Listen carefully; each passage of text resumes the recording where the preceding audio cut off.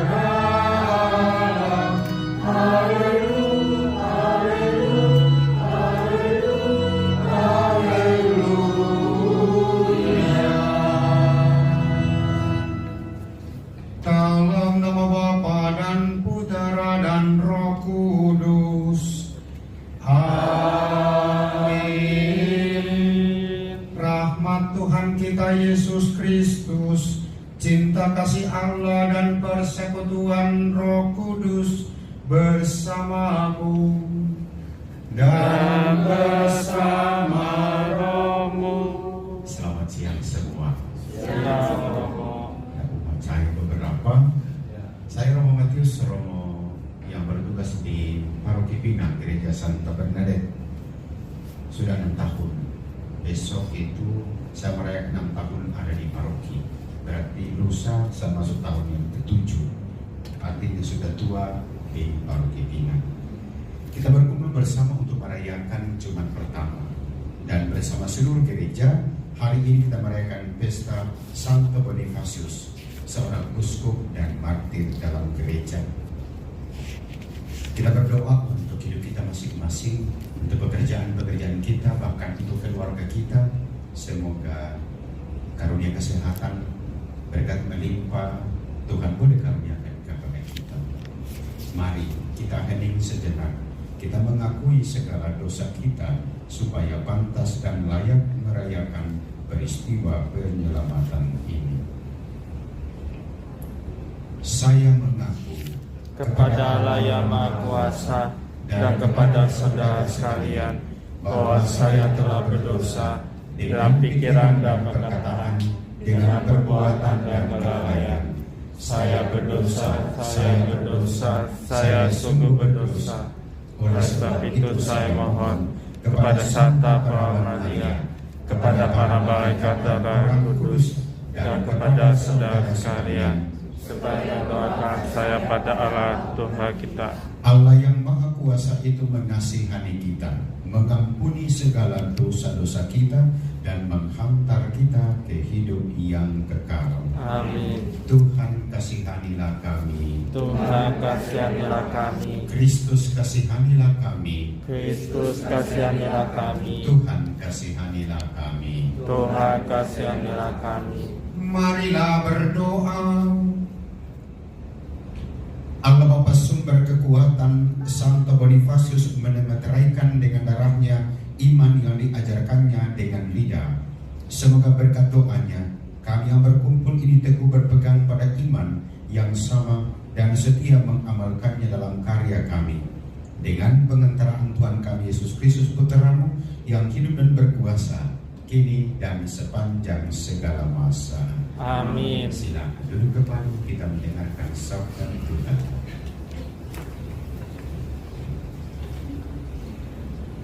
Bacaan dari 2 Timotius bab 3 ayat 10 sampai 15. Tetapi engkau telah mengikuti ajaranku, cara hidupku, pendirianku, imanku, kesabaranku, kasihku, dan ketekunanku. Engkau telah ikut menderita penganiayaan dan sengsara seperti yang telah kuderita di Antiokhia dan di Ikonium dan di Listra.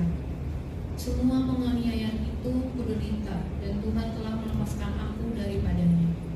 Memang setiap orang yang mau hidup beribadah di dalam Kristus Yesus akan menderita aniaya. Sedangkan orang jahat dan penipu akan bertambah jahat. Mereka menyesatkan dan disesatkan. Tetapi hendaklah engkau tetap berpegang pada kebenaran yang telah engkau terima dan engkau yakini, dengan selalu mengingat orang yang telah mengajarkannya kepadamu.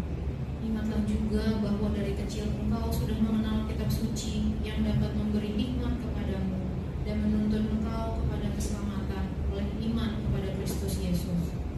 Segala tulisan yang diilhamkan Allah memang bermanfaat untuk mengajar, untuk menyatakan kesalahan, untuk memperbaiki kelakuan, dan untuk mendidik orang dalam kebenaran. Dengan demikian, tiap-tiap manusia kepunyaan Allah diperlengkapi untuk setiap perbuatan baik. Demikianlah sabda Tuhan. Syukur kepada Allah. Mazmur tanggapan. Besarlah ketentraman orang-orang yang mencintai hukum-Mu ya Tuhan.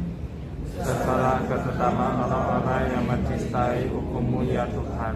Pengejar dan lawanku banyak, tetapi aku tidak menyimpang dari peringatan-peringatan-Mu. Besarlah ketetapan orang-orang yang mencintai hukum-Mu ya Tuhan.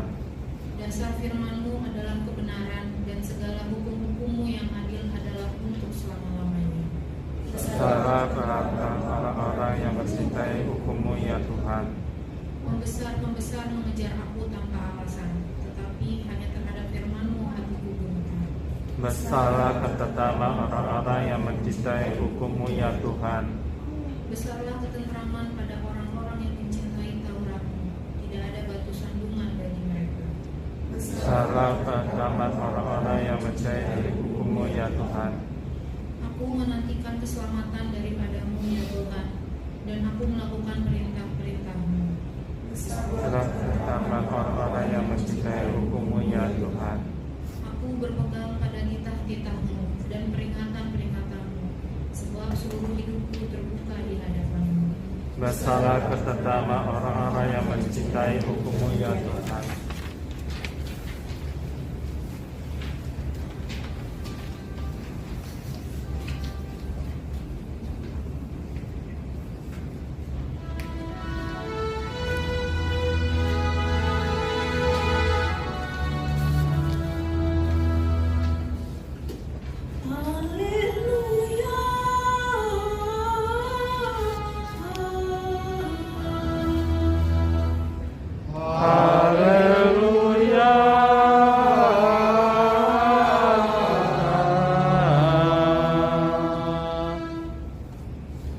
Barang siapa mengasihi aku akan menaati sabdaku.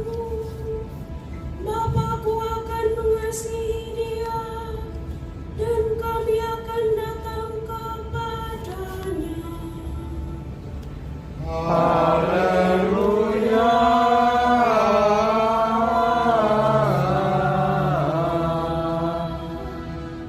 Tuhan sertamu. Dan serta-Mu juga. Inilah Injil suci menurut Markus. Dimuliakanlah Tuhan. Pada suatu hari Yesus mengajar di bait Allah, katanya, bagaimana ahli-ahli Taurat dapat mengatakan bahwa Mesias adalah anak Daud? Daud sendiri berkata dengan ilham Roh Kudus, Tuhan telah bersabda kepada Tuhanku, duduklah di sisi kananku sampai musuh-musuhmu kutaruh di bawah kakimu. Jadi Daud sendiri menyebut dia tuannya. Bagaimana mungkin ia sekaligus anaknya? Orang yang besar jumlahnya mendengarkan Yesus dengan penuh minat. Demikianlah Injil Tuhan. Terpujilah Kristus.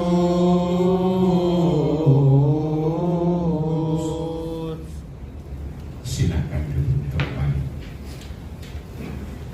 Saudari dan saudara yang terkasih, sebuah kehormatan besar bagi saya boleh hadir di gedung ini, di ruangan ini, untuk merayakan Ekaristi bersama dengan Bapak dan Ibu.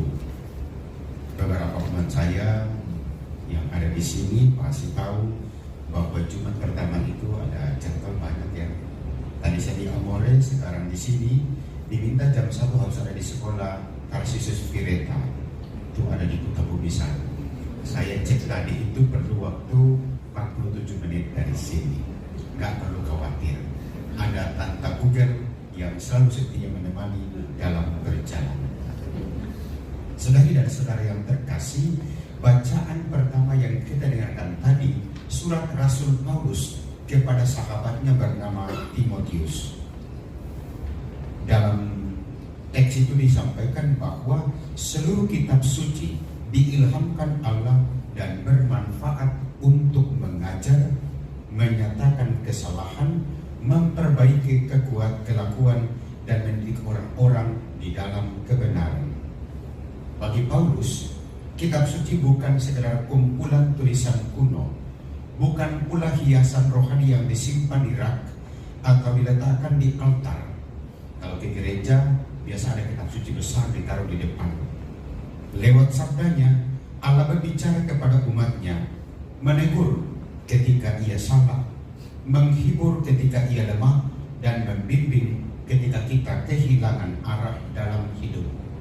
Karena itulah Paulus menegaskan bahwa kitab suci mempersiapkan orang yang menjadi milik Allah untuk dimampukan melakukan setiap pekerjaan dengan baik. Saya kira itulah alasan kenapa Jumat pertama itu ada misa di sini. Bahwa Anda dalam pekerjaan itu tidak cukup dengan datang, bekerja, kemudian pulang dan selesai. Kita perlu kekuatan yang lain bernama kekuatan rohani, agar punya semangat yang besar untuk menyelesaikan tugas dan tanggung jawab yang dipercayakan kepada kita. Banyak kali orang mengatakan, kalau karena kemampuan kami tidak kuat. Pekerjaan yang maha besar itu tidak akan selesai.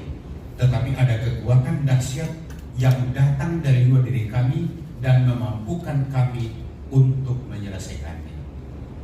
Kadang-kala akhir bulan ada tanggung jawab yang belum kelar, pekerjaan belum selesai. Tetapi apa dengan itu kita mengeluh, Pasti tidak.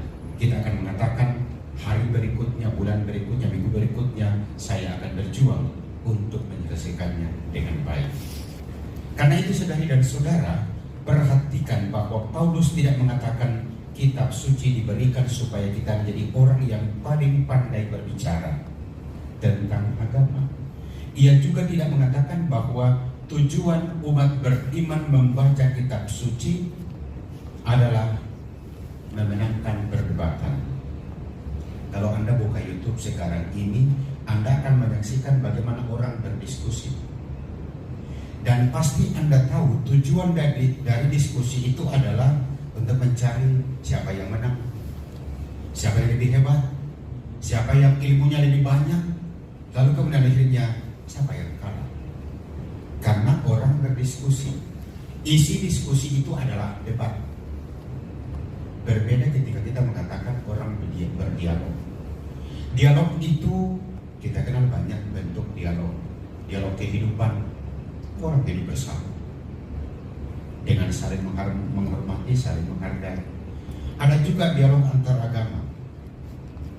Para tokoh agama, orang-orang aktivis agama berkumpul bersama, tidak untuk berdebat tentang satu ayat, tetapi orang itu menyampaikan imannya, yang lain mendengar bukan untuk menyanggah tetapi untuk tahu dan memahami.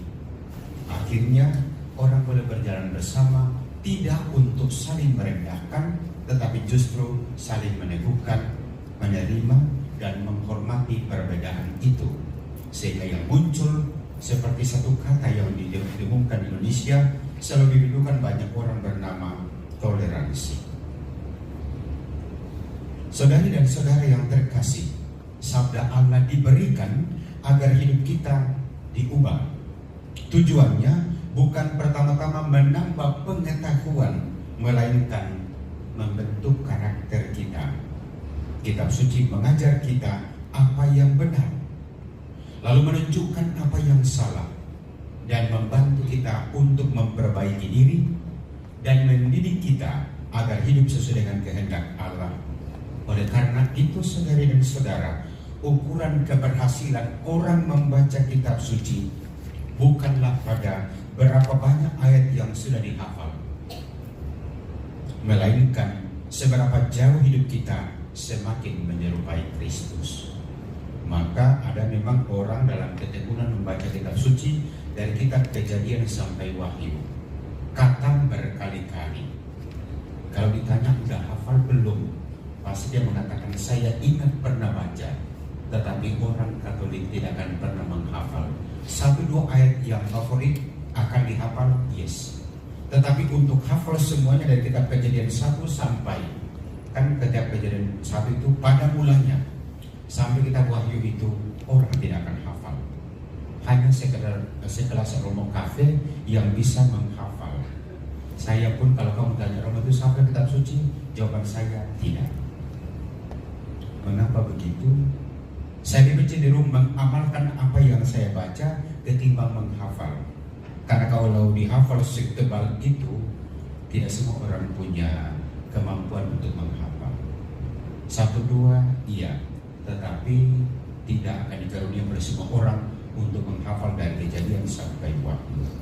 Hari ini saudari dan saudara, gereja merayakan Santo Bonifasius, uskup dan martir.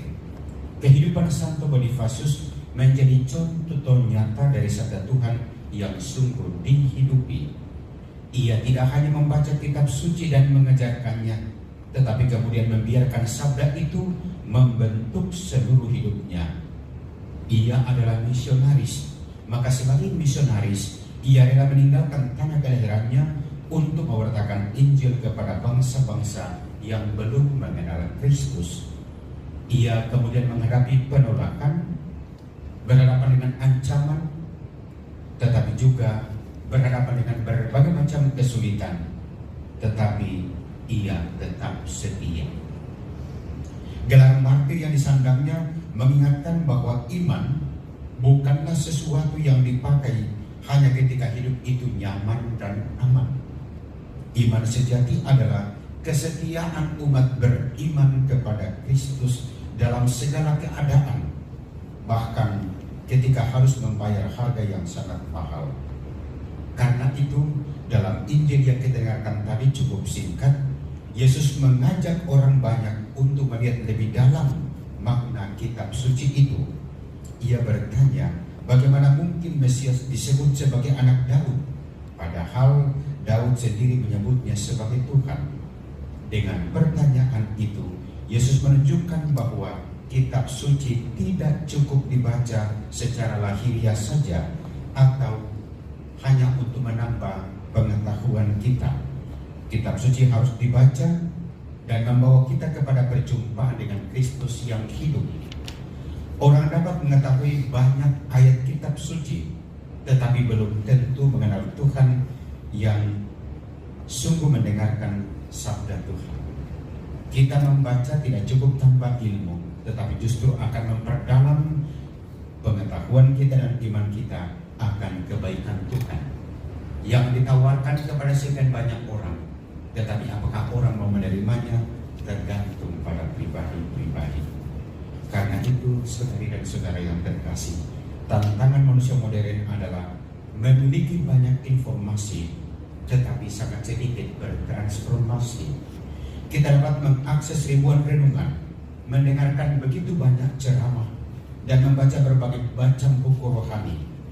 Namun semua itu tidak otomatis membuat kita menjadi lebih suci dan lebih kudus. Ada bahaya bahwa sabda Tuhan hanya berhenti di kepala dan tidak pernah turun ke hati, apalagi teraktualisasi dalam hidup harian kita. Kita mengetahui begitu banyak ajaran tentang kasih, tetapi kadangkala sulit untuk mengampuni. Kita memahami pentingnya kejujuran, tetapi masih mencari jalan pintas. Melamar pekerjaan kalau ada orang dalam, aman.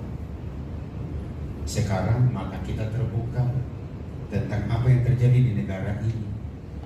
Kemarin kepala BGN itu katanya ditangkap. Apakah ini serius menangani atau cuma sandiwara? Tidak ada yang tahu, cuma mereka-mereka itu yang tahu. Dan kita melihat bahwa ternyata kepentingan satu dua orang itu mengorbankan nasib dan masa depan rakyat Indonesia. Pasti akan mengatakan bahwa Romo ini kayaknya kurang nyaman dengan pemerintah yang ada sekarang. Saya bukan anti pemerintahan, tetapi saya pengen supaya para pemerintah dan penguasa ini mengelola negara ini dengan baik. Jangan menjadikan proyek itu sebagai kesempatan hanya untuk memperkaya diri. Itu berarti mereka orang beriman, tetapi tidak menghidupkan dan menghidupkan itu dalam hidup mereka. Maka sabda Allah yang baru dapat berbuah ketika Dia mengubah cara kita berpikir, mengubah cara kita berbicara, memperbaiki kinerja kita, dan bagaimana kita memperlakukan sesama dengan lebih baik. Karena itu, saudari dan saudara, dalam terang Santo Bonifasius, kita melihat bahwa tujuan kitab suci bukan hanya membuat kita mengetahui tentang kebenaran, tetapi memampukan kita untuk hidup dalam kebenaran itu. Bisa jadi kita tidak dipanggil menjadi martir yang menumpahkan darah seperti Santo Bonifasius, tetapi kita dipanggil menjadi saksi Kristus setiap hari di dalam keluarga, di tengah pekerjaan, dan dalam pergaulan dengan semakin banyak orang. Kita dipanggil agar tetap jujur ketika kejujuran itu merugikan kita, tetap mengampuni bahkan ketika hati sedang terluka, tetap berbuat baik bahkan ketika Anda tidak dihargai, dan tetap setia kepada Kristus ketika nilai-nilai Injil tidak populer di tengah dunia. Kesetiaan seperti itulah yang menjadi bentuk kemartiran kita pada hari-hari sekarang ini. Karena itu, saudari dan saudara, kita boleh bertanya kepada diri sendiri hari ini, apakah kitab suci yang kita baca hanya menjadi penambah pengetahuan, atau sudah menjadi kekuatan yang mengubah hidup saya? Apakah sabda Tuhan yang saya dengarkan hanya berhenti di telinga, atau juga sudah sampai ke hati dan teraktualisasi dalam hidup harian kita. Semoga lewat teladan Santo Bonifasius yang pestanya kita rayakan hari ini, kita semakin mencintai sabda Allah, lalu membiarkan diri dibentuk olehnya dan menjadi manusia milik Allah yang diperlengkapi untuk melakukan setiap pekerjaan yang baik. Sebab sabda Tuhan tidak diberikan agar kita hanya mengetahui kebenaran, tetapi diberikan agar kita memiliki keberanian untuk hidup dalam kebenaran sampai akhir hidup kita. Tuhan memberkati. Amin.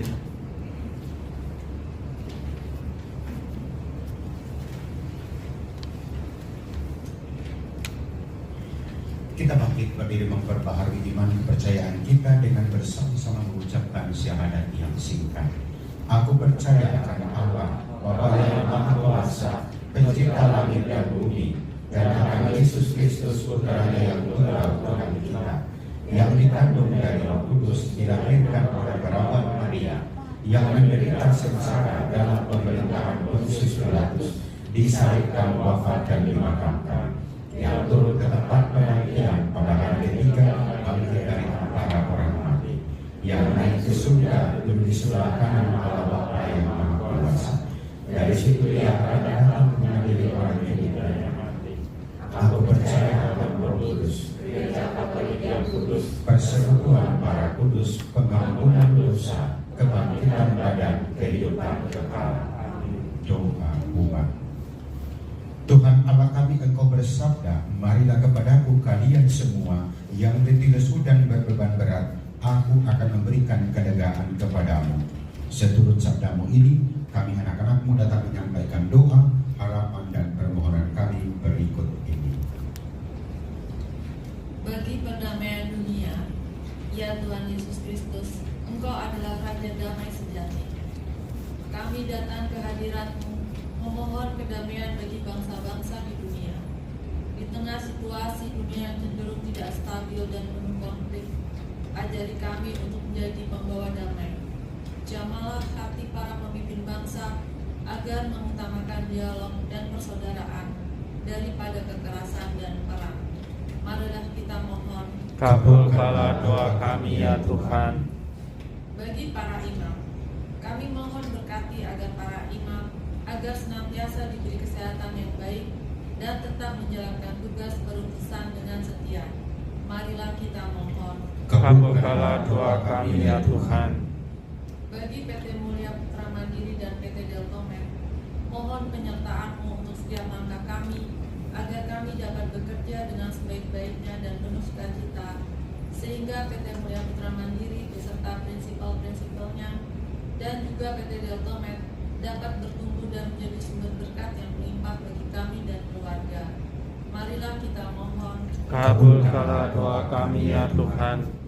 Bagi kita yang hadir di sini, Bapa yang Maha Baik, mampukan kami untuk mengisi setiap hari dalam hidup kami dengan perbuatan-perbuatan baik kepada sesama. Berikanlah kami kesehatan serta hikmat kebijaksanaan, dan semoga seluruh karya dan hidup kami menjadi persembahan yang berkenan kepadamu. Marilah kita mohon. Kabulkanlah doa kami ya Tuhan. Tuhan Allah kami, demikianlah permohonan, harapan dan kerinduan kami. Kabulkanlah ya Tuhan dengan pengantaraan Kristus Tuhan kami. Amin. Silakan duduk kembali, kita lanjutkan dengan bersama. Kita nyanyikan dari buku lagu nomor 16 pertama kali. Terima kasih.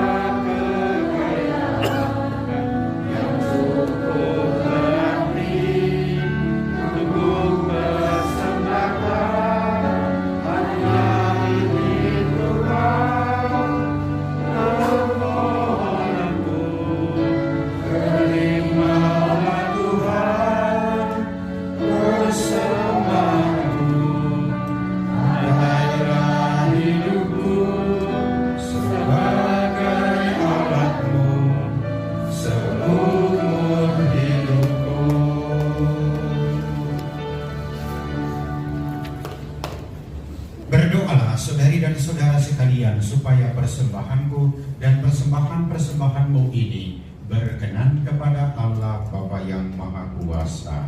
Semoga persembahan ini diterima demi kemuliaan menghadap keselamatan kita serta seluruh umat Allah yang kudus. Allah Bapa yang Maha Kuasa, terimalah kiranya persembahan umat-Mu pada peringatan Santo Bonifasius, uskup dan martirmu.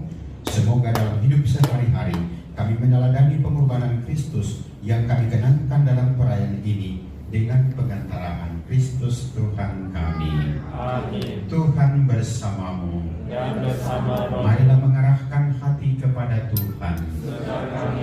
Marilah bersyukur kepada Tuhan Allah kita. Segala dan sepantasnya. Sungguh pantas dan benar, layak dan menyelamatkan, bahwa kami selalu dan dimanapun bersyukur kepadamu, Tuhan Bapa yang kudus, Allah yang Maha Kuasa dan kekal.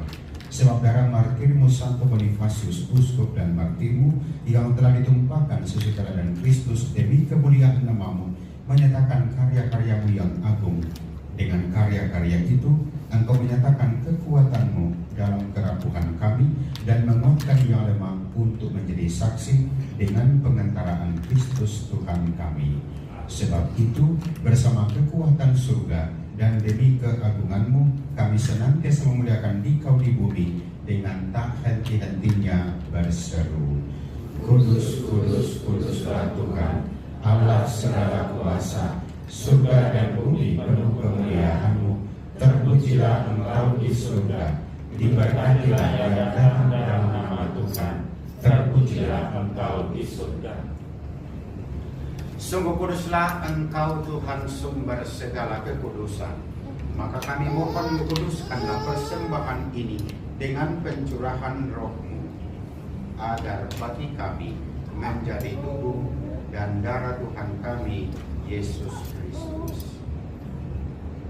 Ketika Dia diserahkan untuk menanggung sengsara dengan rela, Dia mengambil roti dan sambil mengucap syukur, Dia memecah-mecahkan, lalu memberikannya kepada murid-muridnya seraya berkata, Terimalah dan makanlah kamu semua, inilah tubuhku yang diserahkan bagimu.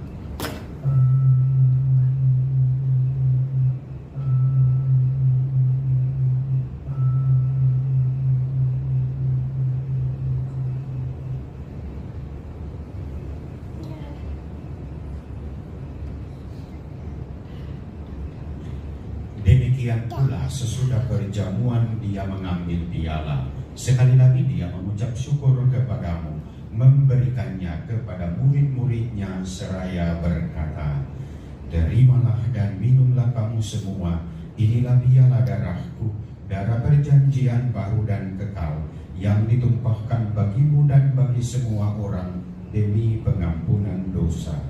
Lakukanlah ini sebagai kenangan akan Kau.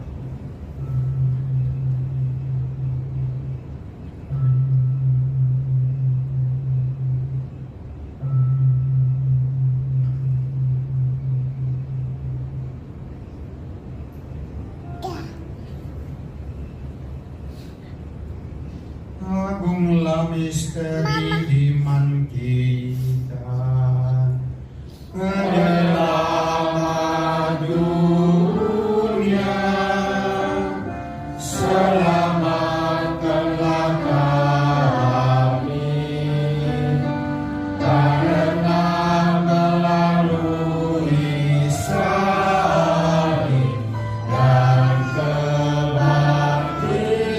dan kebangkitan-Mu, Engkau telah membebaskan kami.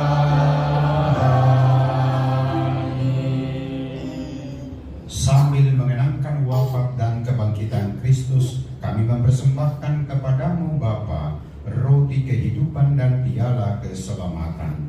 Kami bersyukur sebab kami Engkau anggap layak menghadap Engkau dan berbakti kepadamu. Dan kami mohon semoga kami yang menerima tubuh dan darah Kristus dihimpun menjadi satu umat oleh Roh Kudus.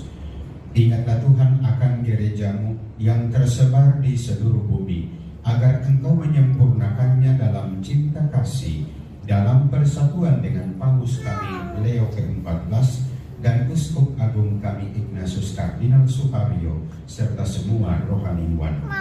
Ingatlah juga akan saudari-saudara kami yang telah meninggal dengan harapan akan bangkit, dan akan semua orang yang telah berpulang dalam kerahiman-Mu, dan terimalah mereka dalam cahaya wajah-Mu. Kami mohon kasihanilah kami semua, agar kami Engkau terima dalam kebahagiaan abadi bersama Santa Perawan Maria Bunda Allah, Santo Yosef mempelainya, para rasul dan semua orang kudus sepanjang masa yang hidupnya berkenan padamu.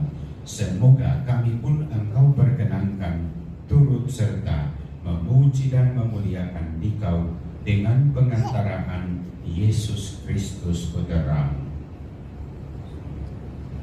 Dengan pengantaraan Dia, bersama Dia, dan dalam Dia, bagimu Allah Bapa yang Maha Kuasa, dalam persekutuan dengan Roh Kudus, segala hormat dan kemuliaan sepanjang segala masa. Amin.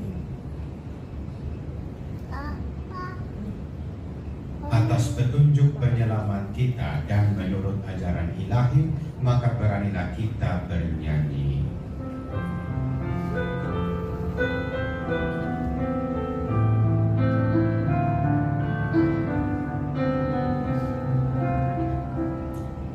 Bapa kami yang ada di surga, dimuliakanlah nama-Mu, datanglah kerajaan-Mu, jadilah kehendak-Mu di atas bumi seperti di dalam surga. Berilah kami rezeki pada hari ini, dan ampunilah kesalahan kami, seperti kami pun mengampuni yang bersalah kepada kami. Dan janganlah masukkan kami ke dalam pencobaan, tetapi bebaskanlah kami dari yang jahat. Tuhan, kami mohon bebaskanlah kami dari segala yang jahat.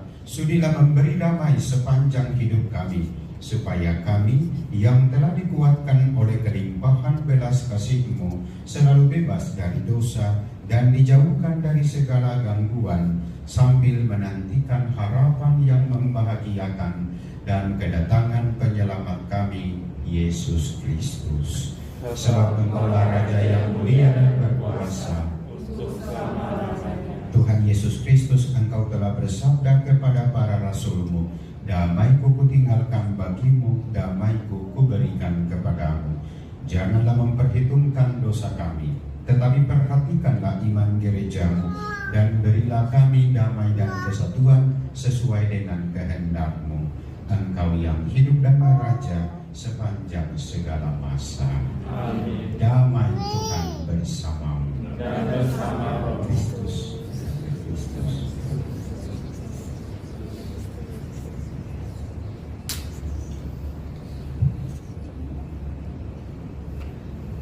Anak domba Allah yang menghapus dosa dunia, kasihilah kami. Anak domba Allah yang menghapus dosa dunia, kasihilah kami. Anak domba Allah yang menghapus dosa dunia, berilah kami.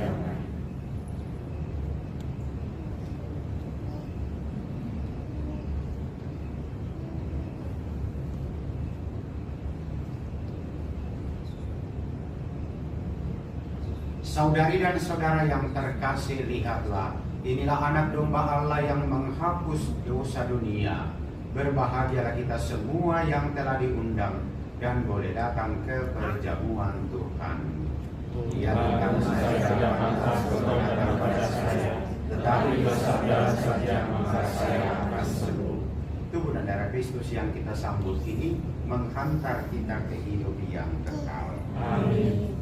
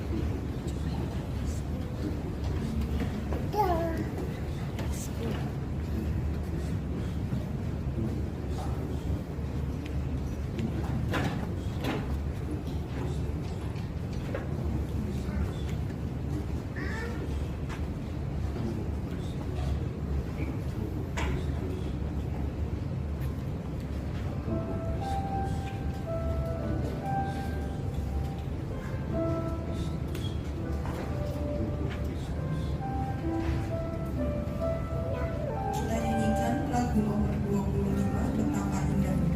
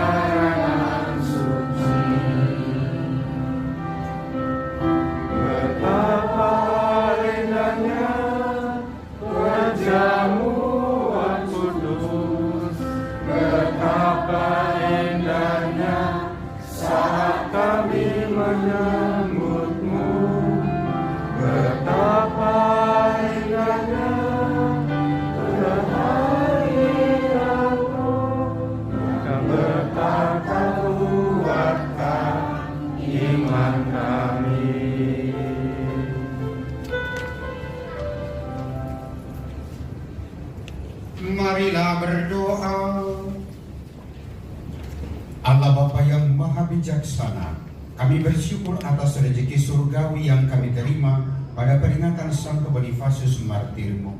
Teguhkanlah hamba-hambamu dalam iman berkat daya perayaan suci ini.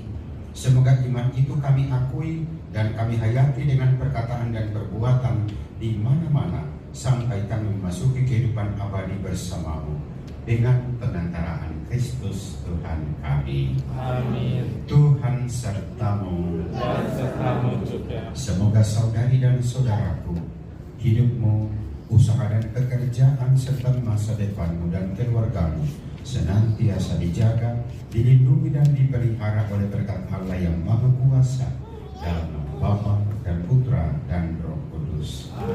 Dengan ini misa kita pada siang hari ini sudah selesai. Syukur kepada Allah. Kita lanjutkan hidup kita dalam damai Tuhan. Amin. Kita nyanyikan lagu nomor 30, Panggilan Tuhan.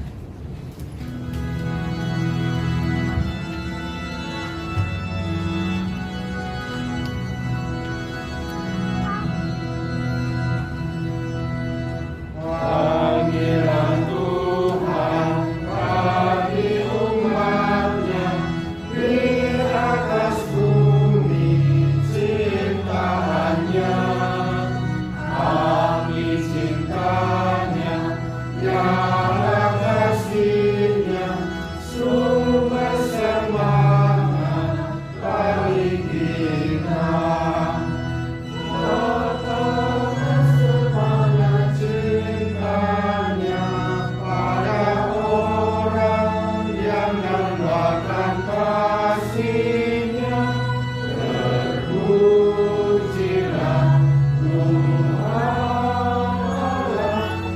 yang telah mengutus putranya.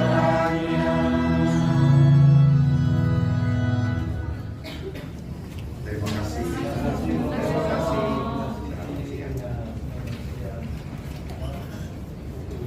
Oh, boleh. Fotonya di situ atau di sini? Oh iya. Mari kita foto.